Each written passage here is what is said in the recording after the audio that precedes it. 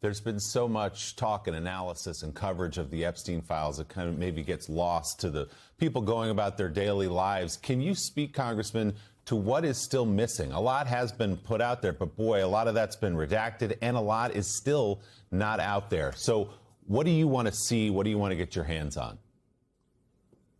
About half the files have been put out, and that has led to former princes being prosecuted, former prime ministers being prosecuted, major resignations in the United States. People see that a lot of people did a lot of bad things, but half the files still have not been released. What are those files? Some of them are survivors' statements to the FBI where they named the rich and powerful men who may have abused them. Those were redacted back in March. They still have not put them out. Some of those files they simply have hid. In one case, the most serious case, there was an allegation against President Trump by a woman who claimed that she was raped as a minor. I have no idea whether that allegation is true or not. But here's what I do know.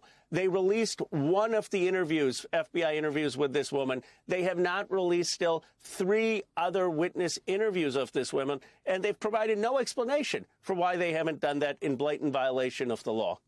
Congressman, those seem to be the key files that the public and members of the Democratic Party and clearly some of your Republican members as well want to see, the ones that are missing pertaining to Donald Trump.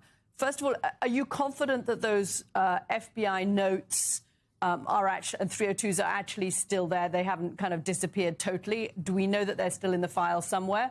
And do you think this is the best chance you're going to get for the public to be able to see those specific files? Are you confident that the public will see those specific files about whether Donald Trump sexually abused a minor?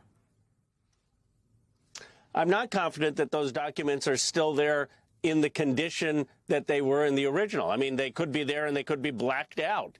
So it's unclear whether they have tampered with these documents. But if they have, that is an enormous crime and a cover-up. And it's not just allegations against President Trump. I mean, this has implicated what I call the Epstein class, some of the most rich and powerful people in this country who had no problem going to Epstein's Island or soliciting him for money well after he was a convicted pedophile, going to his ranch and being oblivious of the consequences.